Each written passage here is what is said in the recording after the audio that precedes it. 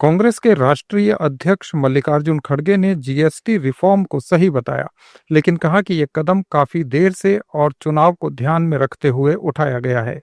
खड़गे ने कहा कि नरेंद्र मोदी और डोनाल्ड ट्रंप दोस्त हो सकते हैं, लेकिन मोदी देश के लिए दुश्मन बन गए हैं। देखो, मोदी उन्हें दोस्त हो सकते हैं, लेकिन मोदी देश के लिए दुश्मन बन गया है। उन्होंने खराब किया, इतने टैरिफ लगाए, 50% टैरिफ लगाकर किसके वो तबाह किया? हमारे लोगों को तबाह किया। एक्सपोर्ट इंपोर्ट में पूरा ये तो मोदी के लिए और ट्रंप के लिए वो दोनों एक दूसरे अच्छे होते हैं, क्योंकि उन्होंने एक दूसरे के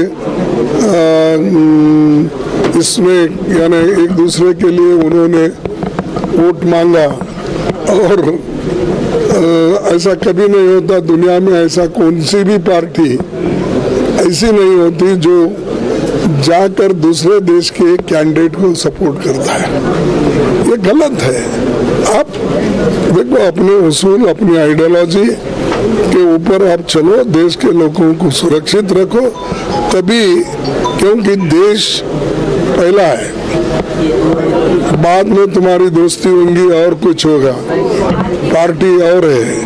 तो इसीलिए हम ये चाहते हैं कि मोदी जी जो कर रहे हैं वो गलत है, लेकिन अब हमको मुश्किल जब आई तो हम ये कहेंगे कि मोदी जी कम से कम अब तो एक लेसन सीखे सबको लेके चलने का, और मोदी जी ये भी लेसन सीखे कि न्यूट्रल पॉलिसी जो हमारी पहले थी नॉन अलाइन की, वो पॉलिसी पे वो चले। अभी बिहार का इलेक्शन है सर, आप क्या मुद्दा लेके बिहार इलेक्शन के लिए जा रहे हैं? हमारे पास बहुत से मुद्दे हैं। अनएम्प्लॉयमेंट का है, इन्फ्लेशन का है, लॉ एंड ऑर्डर का है, महिलाओं पे रेप हो रहे हैं, दलितों को स्कॉलरशिप नहीं मिल रहा, बैकवर्ड्स को नहीं मिल रहा, और ये किसानों को समय के ऊपर फर्टिलाइजर नहीं मिल रहा। ये सारी चीजें हैं। राजस्थान के पूर्व मुख्यमंत्री अशोक गहलोत ने कहा कि वसुंधरा राजे मुख्यमंत्री के लिए बीजेपी की नेचुरल चॉइस होनी चाहिए थी। उन्होंने कहा कि वसुंधरा राजे अनुभवी हैं, उनको मौका दिया जाना चाहिए था। पर मुख्यमंत्री बनती अभी पहले की तरह तब मजा आता संघर्ष करने का। वो तो उनको मौका दे नहीं रहे उनकी पार्टी वाले। हमें इस बात का दुख भी है कि वसुंधरा जी अनुभवी है, उनको मौका क्यों नहीं मिल रहा है? मिलना चाहिए था आपके साथ। मेरे हिसाब से मतलब नेचुरल चॉइस तो उनकी वसुंधरा जी होनी चाहिए थी, नेचुरल चॉइस। वो नहीं तो मैं क्या कर सकता हूँ? उसका नुकसान कहीं ना कहीं जनता को हो रहा है आपने। अब वो तो आप खुद बोल दीजिए वसुंधरा जी को।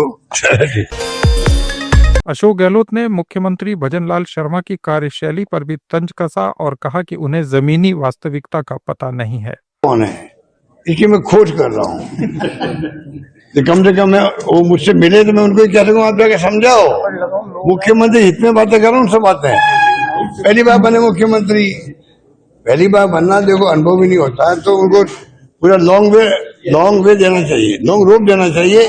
भाई अभी तो आए हैं 6 महीने, साल भर, 2 साल, अब तो 2 सालों में आए हैं। अब कब तक हम उनको छोड़ेंगे बताओ? फिर बोलना पड़ेगा हमें उनके बारे में भी। तो इसलिए मैं कहता हूँ कि आपके बारे में दिल्ली में, राजस्थान में, गांव में क्या हुआ, कृपा करके आप थोड़ा पता कर लीजिए। मैं उनका विरोधी नहीं हूँ, विरोधी पक्ष में हूँ, मैं व्यक्तिगत विरोधी नहीं हूँ मैं उनका।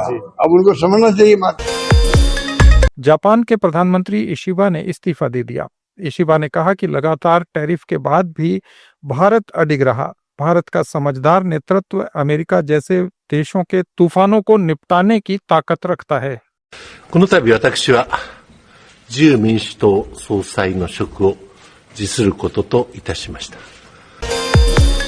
बीजेपी सांसद राजीव प्रताप रूडी ने एक इंटरव्यू में बीजेपी के ही सांसद निशिकांत दुबे पर आरोप लगाते हुए कहा कि दुबे जी जिस अहंकार और सत्ता के मद में रहते हैं, उससे सरकार और पार्टी को नुकसान होगा। The biggest message, and this included Congress Party, this included DMK, this included AIDMK, this included Samajwadi Party, this included TMC and BJP, RJD, this included BJP, The endorsement was from Sonia Gandhi. Was and there Kharge. any bad The blood? endorsement was from Amit Shah ji and JP Nadda.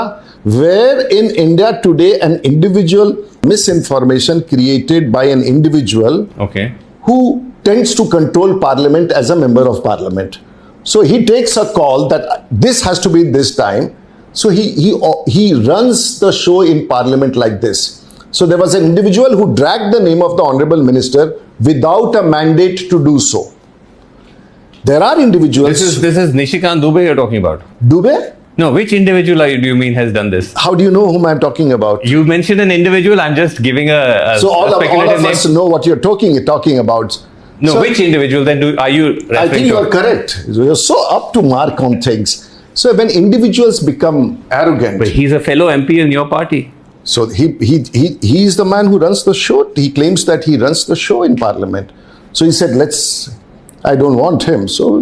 But there was an endorsement across my. But why would so I but- don't but- care. but- Uttar Pradesh अधीनस्थ सेवा चयन आयोग द्वारा विभिन्न व्यवसायों के लिए चयनित 1510 अनुदेशकों के नियुक्ति पत्र वितरण के लिए आयोजित कार्यक्रम में मुख्यमंत्री योगी आदित्यनाथ ने कहा कि जब नीतियां खुद के स्वार्थ को ध्यान में रखकर और वोट बैंक की चिंता करके बनाई जाती हैं तो दुर्गति की तरफ ले जाती हैं।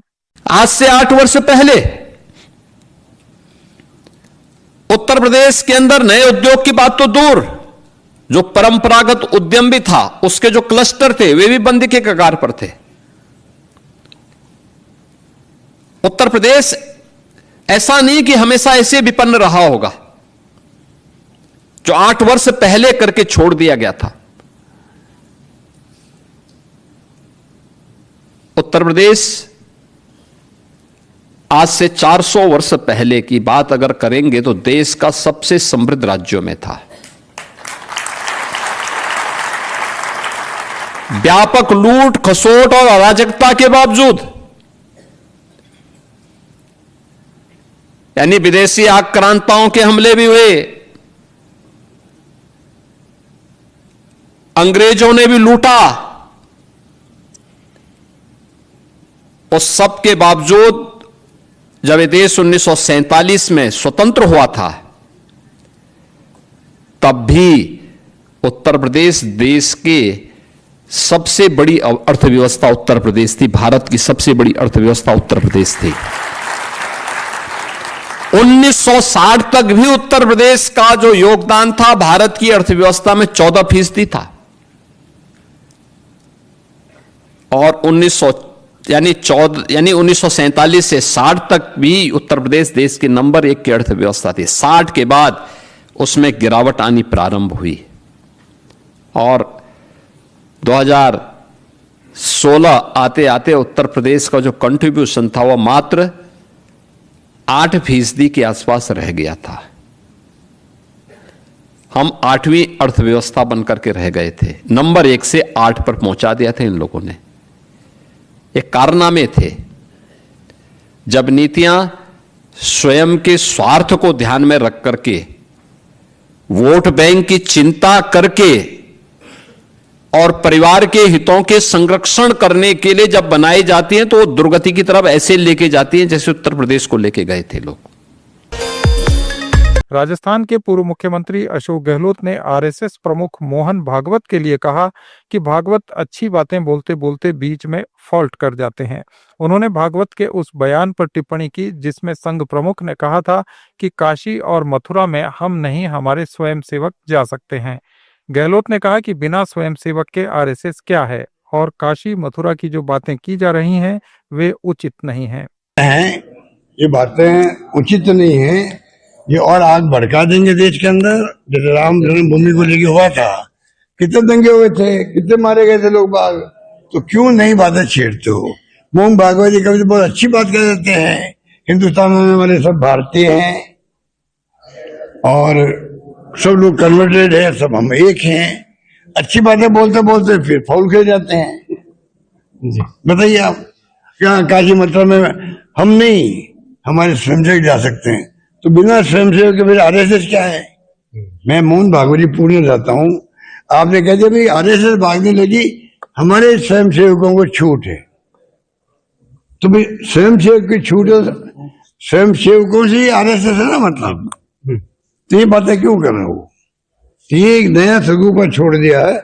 पूरा देश चिंतित है, अभी बोल नहीं रहा है, इंतजार कर रहा है ये किस दिशा में जाना चाहते हैं।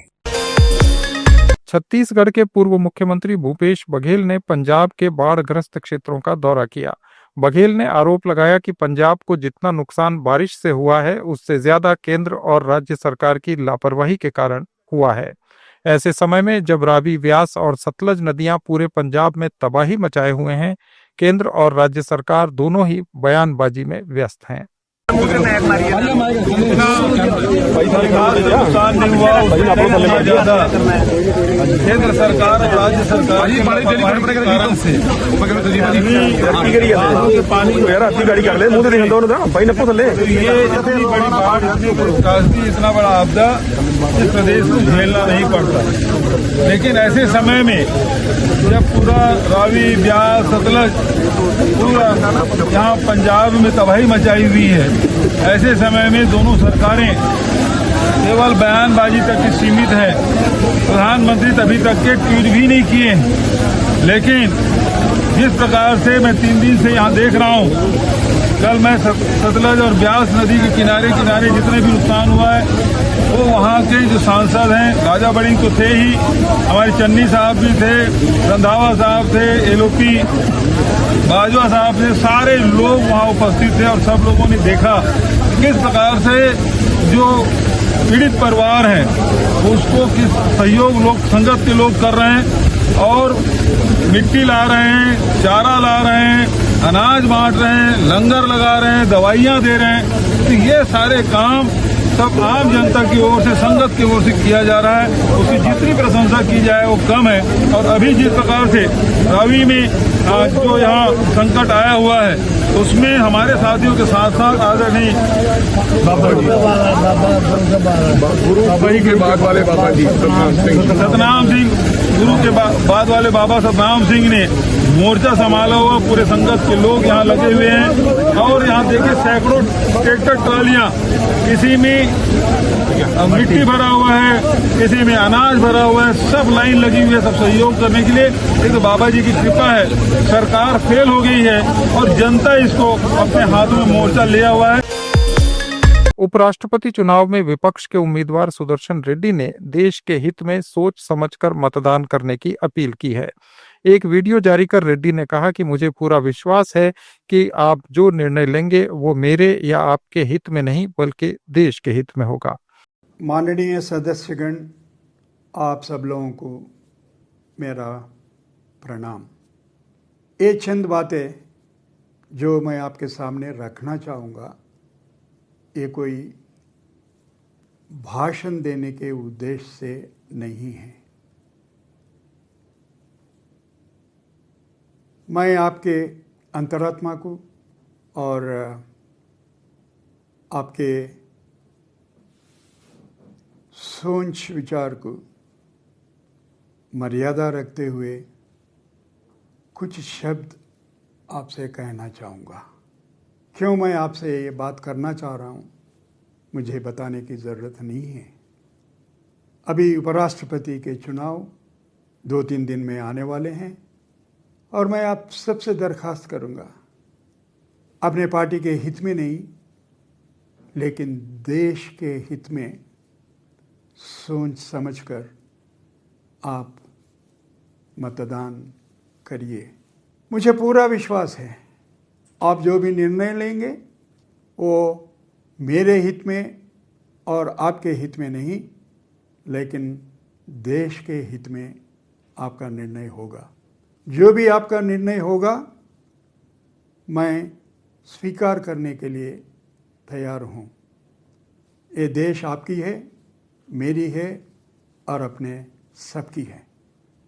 इस देश को संभाल के रखने में मेरे से भी ज़्यादा आपकी बहुत जिम्मेवारी है, क्योंकि आप माननीय सदस्य हैं पार्लियामेंट के। यहाँ केवल उपराष्ट्रपति के लिए।